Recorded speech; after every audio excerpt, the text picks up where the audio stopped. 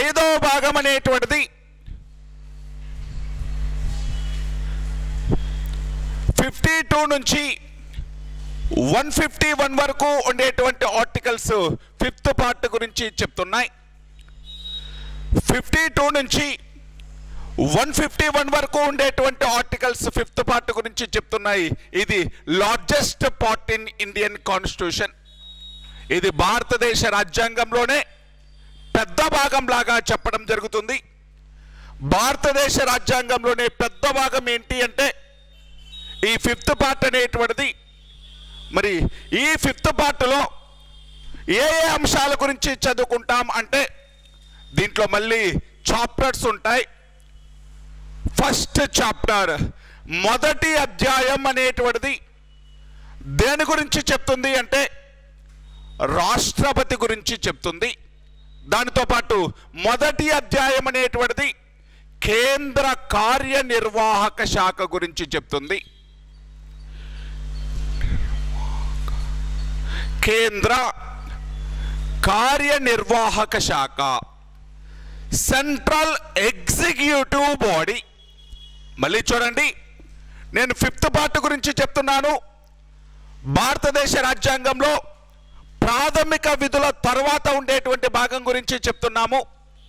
కేంద్ర ప్రభుత్వం గురించి చెప్తుంది ఈ ఐదో భాగం అనేటువంటిది.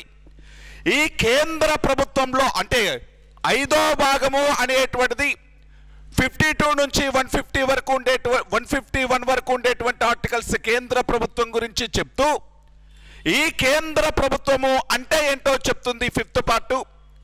ఈ ఫిఫ్త్ పార్ట్లో మళ్ళీ 1వ అధ్యాయం అనేటువంటిది కేంద్ర కార్యనిర్వాహక శాఖ గురించి చెప్తుంది. కేంద్ర కార్యనిర్వాహక శాఖ గురించి చెప్పేటువంటి ఆర్టికల్స్ 52 నుంచి 78. 52 నుంచి 78 ఏమీ లేదండి. ఐదో భాగం కేంద్ర ప్రభుత్వం గురించి చెప్పింది. మరి ఐదో భాగంలో ఉండేటువంటి ఆర్టికల్స్ దాదాపు 100 ఆర్టికల్స్ ఉంటాయండి. 52 నుంచి 151 వరకు. ఈ ఆర్టికల్స్లో కేంద్ర ప్రభుత్వం గురించి మాత్రమే చెప్తుంది.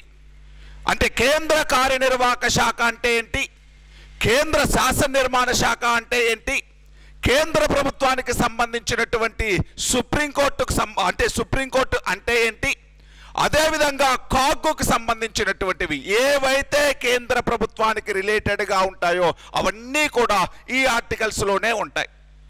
మరి ఈ ఆర్టికల్స్ని మళ్ళీ చాప్టర్స్ లాగా డివైడ్ చేసి మొదటి అధ్యాయంలో కేంద్ర కార్యనిర్వాహక శాఖ అంటే ఎవరెవరు ఉంటారు, ఈ 52 నుంచి 78 వరకు ఉండేటువంటి ఆర్టికల్స్ ఎవరి గురించి చెప్తున్నాయి అంటే ఫస్ట్ది రాష్ట్రపతి ప్రెసిడెంట్ గురించి చెప్తాయి.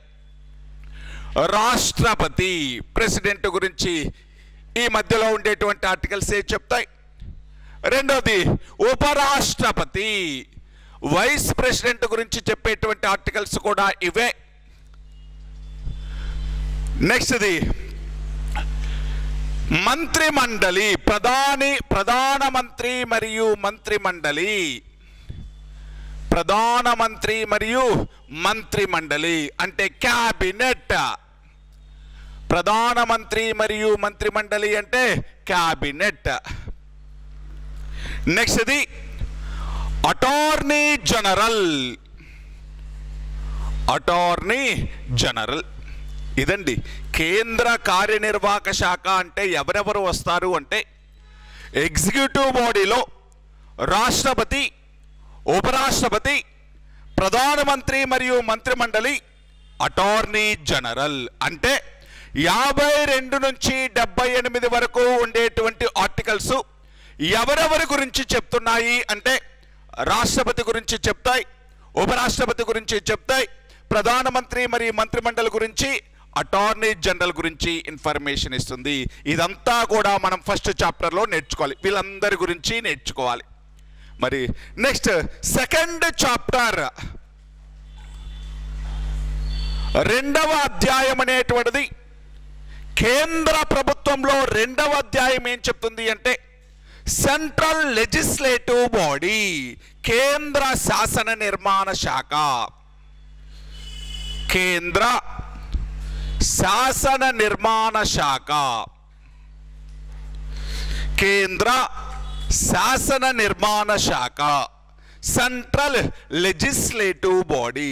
సెంట్రల్ లెజిస్లేటివ్ బాడీ కేంద్ర శాసన నిర్మాణ శాఖ గురించి 79 నుంచి 122 వరకు ఉండేటువంటి ఆర్టికల్స్, 79 నుంచి 122 వరకు ఉండేటువంటి ఆర్టికల్స్ కేంద్ర శాసన నిర్మాణ శాఖ గురించి ఇన్ఫర్మేషన్ ఇస్తుంది. మరి ఈ శాసన నిర్మాణ శాఖలో మళ్ళీ చాప్టర్స్ ఉన్నాయి. ఈ శాసన నిర్మాణ శాఖ అనేటువంటి దానిలో చాప్టర్స్ కాదండి, ఈ శాసన నిర్మాణ శాఖ అంటే ఎవరి గురించి చదువుకుంటాము అంటే పార్లమెంటు గురించి చదువుకోవడం జరిగింది. శాసన నిర్మాణ శాఖ అంటే ఎవరి గురించి నేర్చుకుంటాము అంటే పార్లమెంట్. పార్లమెంట్ అంటే లోక్సభ గురించి, రాజ్యసభ గురించి. ఆల్రెడీ ప్రెసిడెంట్ గురించి ముందు నేర్చుకున్నాం కాబట్టి 79 నుంచి 122 వరకు ఉండేటువంటి ఆర్టికల్స్ లోక్సభ, రాజ్యసభ గురించి నేర్చుకుంటాం. లోక్సభలో ఒక బిల్లు ఎలా పాస్ అవుతుంది, రాజ్యసభలో ఒక బిల్లు ఎలా పాస్ అవుతుంది, బిల్లులు అనేటువంటివి చట్టం అవ్వాలి అంటే ఏ ఏ దశలు దాటుకోవాలి, అసలు బిల్లు చట్టం అవ్వాలి అంటే బిల్లుని శాసనసభల్లో లేకపోతే చట్టసభల్లో ప్రవేశపెట్టాలి అంటే ఎటువంటి రూల్స్ని ఫాలో అవ్వాలి, ఆ బిల్లు చట్టం ఎలా అవుతుంది, సాధారణ బిల్లు అంటే ఏంటి, మనీ బిల్లు అంటే ఏంటి, ఫైనాన్స్ బిల్లు అంటే ఏంటి, ఆ పార్లమెంటుకు సంబంధించినటువంటి ప్రొసీజర్ మొత్తం కూడా ఇక్కడే నేర్చుకుంటాం. 79 నుంచి 122 వరకు ఉండేటువంటి ఆర్టికల్స్ అంటే లోక్సభ, రాజ్యసభ గురించి నేర్చుకుంటాం. Lok Sabha speaker, deputy speaker, Rajya Sabha యొక్క డిప్యూటీ చైర్మన్, దాంతోపాటు ప్రొటెం స్పీకర్లు, ఇవన్నీ కూడా మనం ఈ కేంద్ర శాసన నిర్మాణ శాఖ అంటే పార్లమెంట్ అనేటువంటి దాని గురించి నేర్చుకునేటువంటి ఈ 79 నుంచి 122 వరకు ఆర్టికల్స్లో చదువుకుంటాం. నెక్స్ట్ ఇది 3rd చాప్టర్. కేంద్ర ప్రభుత్వంలోనే 3వ అధ్యాయం రాష్ట్రపతి యొక్క లెజిస్లేషన్ అంటే రాష్ట్రపతి యొక్క లెజిస్లేటివ్ పవర్. రాష్ట్రపతి శాసన నిర్మాణ అధికారం, రాష్ట్రపతికి ఉండేటువంటి శాసన నిర్మాణ అధికారం, దీనినే రాష్ట్రపతి యొక్క ఆర్డినెన్స్ అథారిటీ లేకపోతే ఆర్డినెన్స్ పవర్ అని పిలవడం జరుగుతుంది. రాష్ట్రపతి ఆర్డినెన్స్ని ఇష్యూ చేస్తాడు. రాష్ట్రపతి ఆర్డినెన్స్ని ఎప్పుడు ఇష్యూ చేస్తాడు, ఎలా ఇష్యూ చేస్తాడు, అసలు ఆర్డినెన్స్ అంటే ఏంటి, ఇదంతా కూడా మనం ఇక్కడే నేర్చుకుంటాం. ఈ ఆర్టికల్ గురించి చెప్తుంది అంటే 123. ఏ ఆర్టికల్ చెప్తుంది అంటే 123. మీకు ఇంతకుముందు కూడా చెప్పాను ఆర్డినెన్స్ అంటే ఏంటో. ఆర్డినెన్స్ అంటే ఒక ఎమర్జెన్సీ చట్టం లాంటిది. ఒక ఎమర్జెన్సీ చట్టము అంటే పార్లమెంటు సమావేశాలలో లేనప్పుడు, పార్లమెంట్ అనేటువంటిది బోత్ లోక్సభ, రాజ్యసభ సమావేశాల్లో లేనప్పుడు అత్యవసరంగా ఏదైనా ఒక అంశం పైన చట్టం చేయాలి అంటే రాష్ట్రపతి తనకున్నటువంటి పవర్ తోటి ఆర్టికల్ 123 ప్రకారం ఒక చట్టము లేకపోతే ఒక ఆదేశాన్ని జారీ చేస్తాడు. దానినే ఆర్డినెన్స్ అని పిలుస్తాం. ఒక చట్టం ఎలా పనిచేస్తుందో రాష్ట్రపతి జారీ చేసేటువంటి ఆర్డినెన్స్ కూడా అలాగే పనిచేస్తుంది. చట్టానికి ఏమైతే అథారిటీ ఉంటుందో ఆర్డినెన్స్ కూడా అటువంటి అథారిటీ ఉంటుంది. అంటే ఇది ఓన్లీ పార్లమెంటు సమావేశాలలో లేనప్పుడు మాత్రమే ఇష్యూ చేసేటువంటి ఒక అత్యవసర ఆదేశం లాంటిది, ఎమర్జెన్సీ ఆర్డర్ లాంటిది ఏంటి అంటే ఆర్డినెన్స్ అనేటువంటిది.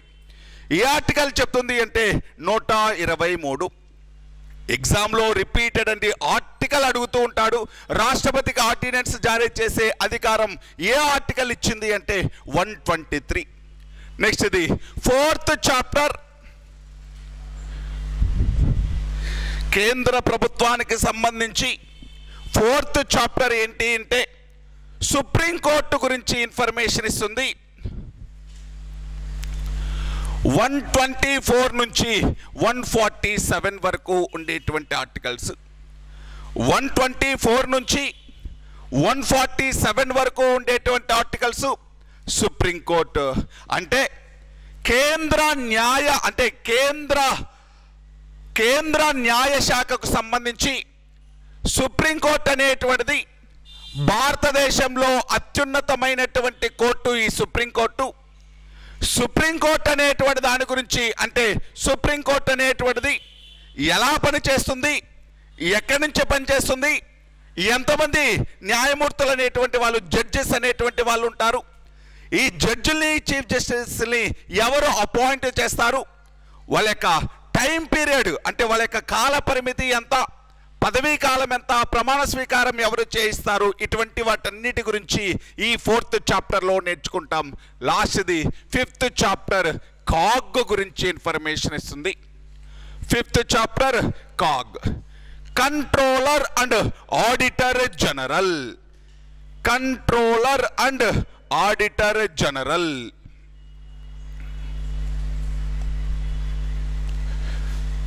Controller and auditor general CAG గురించి 148 నుంచి 151 వరకు. కాగ్ గురించి చెప్పేటువంటి ఆర్టికల్స్ 148 నుంచి 151 వరకు. అంటే మనము కేంద్ర ప్రభుత్వం గురించి చెప్పుకునేటప్పుడు కేంద్ర ప్రభుత్వం గురించి చెప్పేటువంటి భాగం 5వ భాగం, భారత రాజ్యాంగంలోనే పెద్ద భాగం 5వ భాగం, 52 నుంచి 151 వరకు ఉండేటువంటి ఆర్టికల్స్ కేంద్ర ప్రభుత్వం గురించి చెప్తున్నాయి. కేంద్ర ప్రభుత్వంలో మళ్ళీ కేంద్ర ప్రభుత్వం యొక్క కార్యనిర్వాహక శాఖ గురించి, శాసన నిర్మాణ శాఖ గురించి, అదేవిధంగా రాష్ట్రపతికి ఉన్నటువంటి ఆర్డినెన్స్ జారీ చేసే అధికారం గురించి, సుప్రీంకోర్టు గురించి, కాగ్ గురించి, ఇలా ఒక్కొక్క దాని గురించి మళ్ళీ ఒక్కొక్క దాని గురించి ఇన్ఫర్మేషన్ ఇస్తూ వాటిని సబ్ చాప్టర్స్ లాగా అంటే చాప్టర్స్ లాగా డివైడ్ చేయడం జరిగింది, అధ్యాయాలాగా డివైడ్ చేయడం జరిగింది.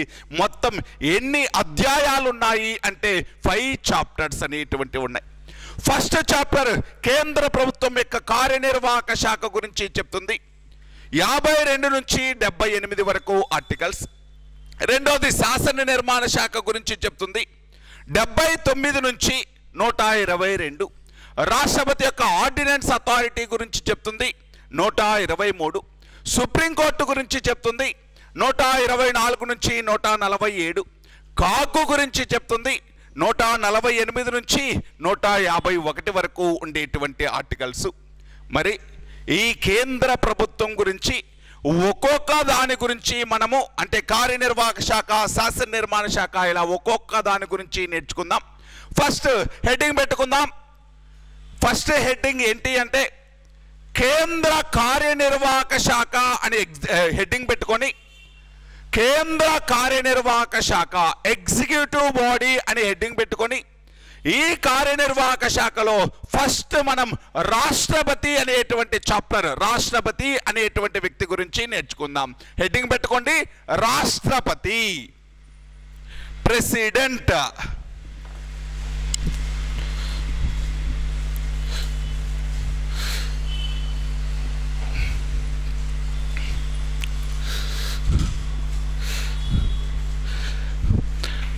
ప్రెసిడెంట్,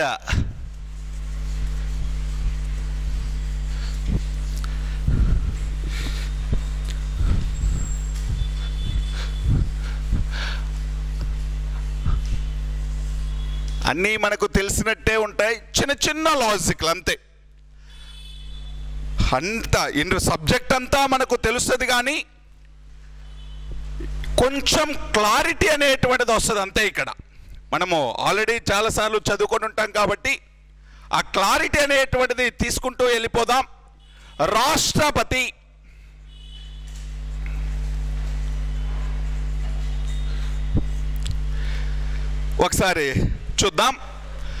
భారతదేశం భారతదేశం అధ్యక్ష తరహా ప్రభుత్వమా, పార్లమెంటరీ తరహా ప్రభుత్వమా? పార్లమెంటరీ తరహా ప్రభుత్వం. అసలు భారతదేశానికి అధ్యక్ష తరహా ప్రభుత్వం కావాలి అని రాజ్యాంగ పరిషత్లో డిస్కషన్స్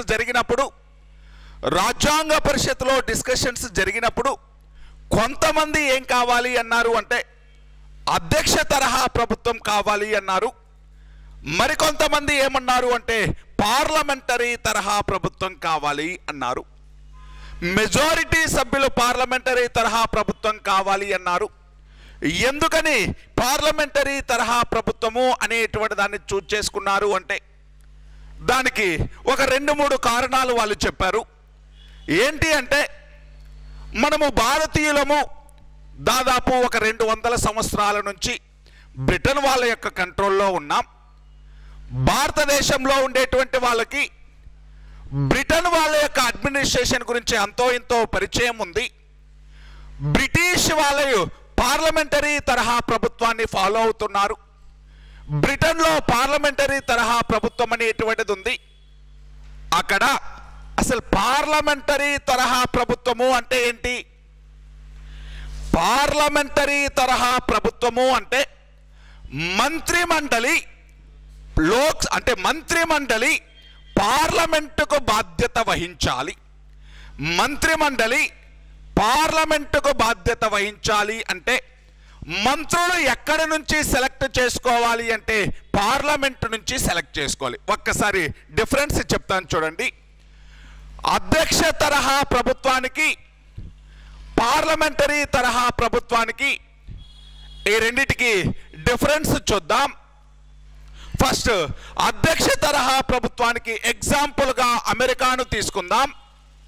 అధ్యక్ష తరహా ప్రభుత్వానికి అమెరికా, పార్లమెంటరీ తరహా ప్రభుత్వానికి ఎగ్జాంపుల్గా బ్రిటన్ను తీసుకుందాం.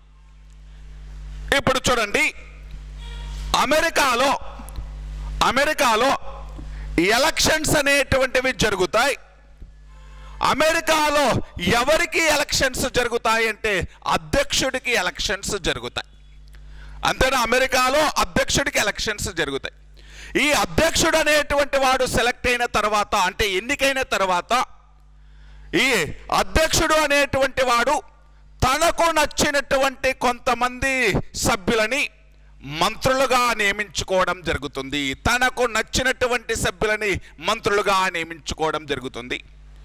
అంతేగాని ఈ మంత్రులుగా సెలెక్ట్ చేసుకునేటువంటి వాళ్ళు ఆ చట్టసభల్లో సభ్యత్వం ఉండాల్సినటువంటి అవసరం లేదు. మళ్ళీ చెప్తాను చూడండి. ఇప్పుడు అమెరికాలో సెనేట్ అనేటువంటిది ఒకటి ఉంటుంది.